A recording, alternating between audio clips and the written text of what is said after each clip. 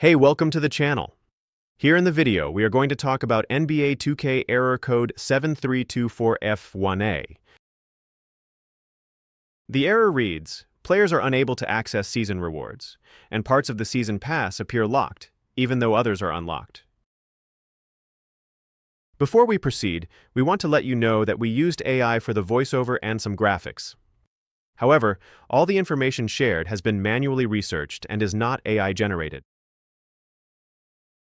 According to our research, the error comes when users try to access their season rewards in the game. According to our research, this is probably an issue from the game system itself and not something on the user's end. To deal with the error, the first thing we suggest is to close everything and restart your device along with the internet. Once both your system and internet connection are restarted, launch the game again and check for the error. If the error still comes, then check if there is any pending update for the game. Simply go to your game library or app store, and if there is an update available for NBA 2K, install it. Then check if the error still comes. If the error still persists, then visit nba2k.com/status and check if there are any updates related to ongoing issues with the game or servers.